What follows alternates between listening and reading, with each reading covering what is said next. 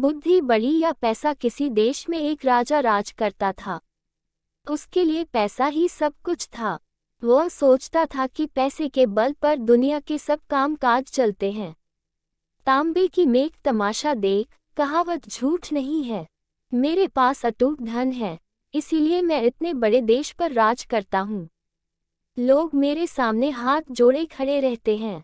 चाहूँ तो अभी रुपयों की सड़क तैयार करा दूँ। आसमान में सिर उठाए खड़े इन पहाड़ों को खुदवाकर फिकवा दूँ। पैसे के बूते पर मेरे पास एक जबरदस्त फौज है। उसके द्वारा किसी भी देश को क्षण भर में कुचल सकता हूँ। वो सबसे यही कहता था कि इस संसार में धर्म, कर्म, स्त्री, पुत्र, मित्र, सखा सब पैसा ही है। राजा सिर से पैर तक पैसे के मद में डूबा था, परंतु उसकी रानी बड़ी बुद्धिमती थी। वह पैसे को तुच्छ और बुद्धि को श्रेष्ठ समझती थी। रानी की चतुराई के कारण राज का सब काम काज ठीक रीति से चलता था। उसका कहना था कि दुनिया पैसे के बूते उतनी नहीं चलती जितनी बुद्धि के बूते पर। लेकिन राजा के सामने साफ बात कहने में संकोच करती थी। एक दिन राजा ने पूछा, रानी सच कहो, दुनिया में बुद्धि बड़ी या पैसा? रानी बड़े असमंजस में पड़ी। सोचने लगी, सत्य का मुख रूखा होता है। राजा के मन में जो पैसे का मूल्य बसा था, उसे वह अच्छी तरह जानती थी। कुछ उत्तर तो देना ही था। वह बोली, महाराज, यदि आप सच पूछते हैं तो मैं बुद्धि को बड़ा समझती हूँ। बुद्धि से ही पैसा आता है और बुद्धि से ही सब काम चलते हैं। बुद्धि न हो तो सब खजाने यूं ही लुट जाते हैं, राजपाट चौपट हो जाते हैं। पैसे की इस प्रकार निंदा सुनकर राजा को बहुत गुस्सा आया। बोला, रानी, तुम्हें अपनी बुद्धि का बड़ा घमंड है। मैं देखना चाहता हूँ कि तुम बिना पैसे के बुद्धि के सहारे कैसे काम चलाती हो। ऐसा कहकर उसने रानी को नगर के बाहर एक मकान में रख दिया। सेवा के लिए 2-4 नौकर भेज दिए। खर्च के लिए न तो एक पैसा दिया और न किसी तरह का कोई सामान। रानी के शरीर पर जो जेवर थे वे भी उतरवा लिए। रानी मन ही मन कहने लगी कि मैं एक दिन राजा को दिखा दूंगी कि संसार में बुद्धि भी कोई चीज है, पैसा ही सब कुछ नहीं है। नए मकान में पहुंचकर रानी ने नौकर द्वारा कुम्हार के अवे से 2 ईंटें मंगवाईं और उन्हें सफ़ेद कपड़े में लपेटकर ऊपर से अपने नाम की मुहर लगा दी। फिर नौकर को बुलाकर कहा, तुम मेरी इस धरोहर को धन्नू सेठ के घर ले जाओ। कहना, रानी ने यह धरोहर भेजी है, 10,000 रुपये मंगाए हैं। कुछ दिनों में तुम्हारा रुपया मैं सूद के लौटा दिया जाएगा और धरोहर वापस कर ली जाएगी। नौकर सेठ के यहाँ पहुँचा। धरोहर पर रानी के नाम की मुहर देखकर सेठ समझा कि इसमें कोई कीमती जेवर होंगे। उसे 10,000 रुपया चुपचाप दे दिया। रुपया लेकर नौकर रानी के पास आया। रानी ने इन रुपयों से व्यापार शुरू किया। नौकर चाकर लगा दिए। रानी देख रेख करने लगी। थोड़े ही दिनों में उसने इतना पैसा पैदा कर लिया कि सेठ का रुपया चुक गया और काफी पैसा बच रहा। इस रुपये से उसने गरीबों के लिए मुफ्त दवाखाना, पाठशाला तथा अनाथालय खुलवा दिए। चारों ओर रानी की जय जयकार होने लगी। शहर के बाहर रानी के मकान के आसपास बहुत से मकान बन गए और वहां अच्छी रौनक रहने लगी। इधर रानी के चले जाने पर राजा अकेला रहा गया। रानी थी तब वह मौके के कामों को संभाले रहती थी। राजकाज में उचित सलाह देती थी। धूर्तों की दाल उसके सामने नहीं गलने पाती थी। अब उसके चले जाने पर धूर्तों की बन आई। धूर्त लोग आकर राजा को लूटने लगे। अंधेर गर्दी बढ़ गई। नतीजा यह हुआ कि थोड़े ही दिनों में खजाना खाली हो गया। स्वार्थी कर्मचारी राज्य की सब आमदनी हड़प जाते थे। अब नौकरों का वेतन चुकाना कठिन हो गया। राज्य की ऐसी दशा देख राजा घबरा गया। वह अपना मन बहलाने के लिए राजकाज मंत्रियों को सौंपकर देशाटन के लिए निकल पड़ा। जाते समय नगर के बाहर ही उसे कुछ ठग मिले। उनमें से एक काना आदमी राजा के पास आकर बोला, महाराज, मेरी आंख आपके यहाँ 2,000 में गिरवी रखी थी। वादा हो चुका है। अब आप अपने रुपये लेकर मेरी आंख मुझे वापस कीजिए। राजा बोला, भाई, मेरे पास किसी की आंख वांख नहीं है। तुम मंत्री के पास जाकर पूछो। ठग बोला, महाराज मैं मंत्री को क्या जानूं? मैंने तो आपके पास आंख गिरवी रखी थी, आप ही मेरी आंख दें। जब बाढ़ ही फसल खाने लगी तब रक्षा का क्या उपाय? आप राजा हैं, जब आप ही इंसाफ न करेंगे तो दूसरा कौन करेगा? आप मेरी आंख न देंगे तो आपकी बड़ी बदनामी होगी।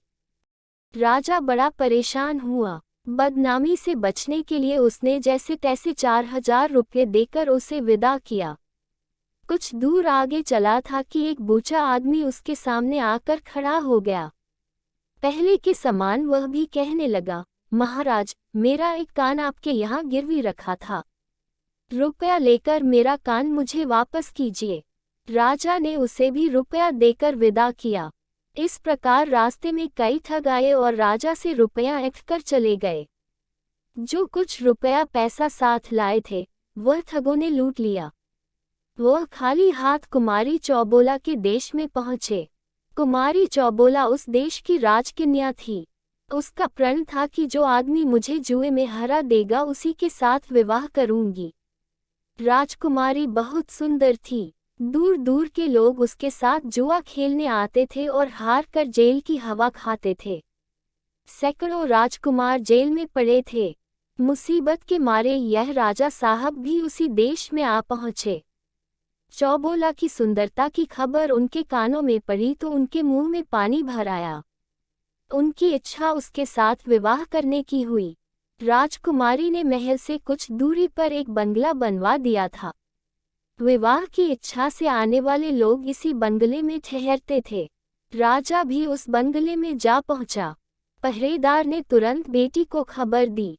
थोड़ी देर बाद एक तोता उड़कर आया और राजा की बाह पर बैठ गया। उसके गले में एक चिट्ठी बंधी थी जिसमें विवाह की शर्तें लिखी थीं। अंत में यह भी लिखा था कि यदि तुम जुए में हार गए तो तुम्हें जेल की हवा खानी पड़ेगी। राजा ने चिट्ठी पढ़कर जेब में रख ली। थोड़ी देर बाद राजा को राजकुमारी के महल में बुलाया गया। जुआ शुरू हुआ और राजा हार गया। शर्त के अनुसार वह जेल भेज दिया गया। राजा की हालत बिगड़ने और नगर छोड़कर चले जाने का समाचार जब रानी को मालूम हुआ तो उसे बहुत दुख हुआ। राजा का पता लगाने वह भी परदेश को निकली। कुछ ही दूर चली थी कि वही पुराने ठग फिर आ गए। सबसे पहले वही काना आया। कहने लगा, रानी साहब आपके पास मेरी आंख 2,000 में गिरवी रखी थी, आप अपना रुपया लेकर मेरी आंख वापस दीजिए। रानी बोली, बहुत ठीक, मेरे पास बहुत से लोगों की आंखें गिरवी रखी हैं, उन्हीं में तुम्हारी भी होगी। एक काम करो, तुम अपनी दूसरी आंख निकालकर मुझे दो, उसके तौल की जो आंख होगी वह तुम्हें दे दी जाएगी। रानी का जवाब सुनकर ठग की नानी मर गई। वह बहुत घबराया। रानी बोली, देर मत करो, दूसरी आंख जल्दी निकालो, उसी के तौल की आंख दे दी जाएगी। ठग हाथ पैर जोड़कर माफी मांगने लगा। बोला, सरकार मुझे आंख वांख कुछ नहीं चाहिए, मुझे जाने की आज्ञा दीजिए। रानी बोली, नहीं, मैं किसी की धरोहर अपने पास रखना उचित नहीं समझती। तुम जल्दी अपन आंख निकाल कर मुझे दो, नहीं तो सिपाहियों से कहकर निकलवा लूंगी।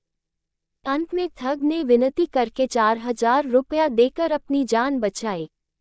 यही हाल बूचे का हुआ। जब उसने देखा कि रानी का नौकर दूसरा कान काटने ही वाला है तो उसने भी 4,000 रुपया देकर रानी से अपना पिन छुड़ाया। ठगों से निपटकर रानी आगे बढ़ी और पता लगाते लगाते कुमारी चौबाला के देश में जा पहुंची। राजा के जेल जाने का समाचार सुनकर उसे दुख हुआ। अब वह राजा को जेल से छुड़ाने का उपाय सोचने लगी। उसने पता लगाया कि रानी चौबीला किस प्रकार जुआ खेलती है। सारा भेद समझकर उसने पुरुष का भेष बनाया और बंगले पर जा पहुंची। पहरेदार ने खबर दी। थोड़ी देर में तोता उड़कर आया। रानी ने उसके गले से चिट्ठी खोलकर पढ़ी। कुछ समय बाद बुलावा आया। रानी पुरुष वेश में कुमारी चौबोला के महल में पहुंची। इन्हें देखकर चौबोला का मन न जाने क्यों गिरने लगा। उसे ऐसा मालूम होने लगा कि मैं इस राजकुमार को जीत न सकूंगी। खेलने के लिए चौंस डाली गई। कुमारी चौंस खेलते समय बिल्ली के सिर पर दीपक रखती थी। बिल्ली को इस प्रकार सिखाया गया था कि कुमारी का दांव जब ठीक नहीं पड़ता था और उसे मालूम होता था कि वह हार रही है, तब वह बिल्ली के सिर हिलाने से दीपक की ज्योति डगमगाने लगती थी। इसी बीच वह अपना पासा बदल देती थी। रानी यह बात पहले ही सुन चुकी थी। बिल्ली का ध्यान आकर्षित करने के लिए उसने एक चूहा पाल लिया था और उसे अपने कुर्ते की बाह में छिपा रखा था। चौंस का खेल खेलने लगा। खेलते खेलते कुमारी जब हारने लगी तब उसने बिल्ली को इशारा किया। रानी तो पहले से ही सजग थी। इसके पहले ही उसने अपनी आस्तीन से चूहा निकालकर बाहर कर लिया। बिल्ली की निगाह अपने शिकार पर जम गई। राजकुमारी के इशारे का उस पर कोई असर नहीं हुआ। राजकुमारी के बार बार इशारा देने पर भी बिल्ली टस से मस न हुई। निदान राजकुमारी हार गई। तुरंत सारे नगर में खबर फैल गई। राजकुमारी के विवाह की तैयारियां होने लगी। रानी बोली, विवाह तो शर्त पूरी होते ही हो गया। रहा भामवरे पने का दस्तूर, वह घर चलकर कर लिया जाएगा। वहीं से धूमधाम के साथ शादी की जाएगी। प्लीज वीडियो पसंद आए तो लाइक और चैनल पर पहली बार आए तो सब्सक्राइब, कमेंट और अपने दोस्तों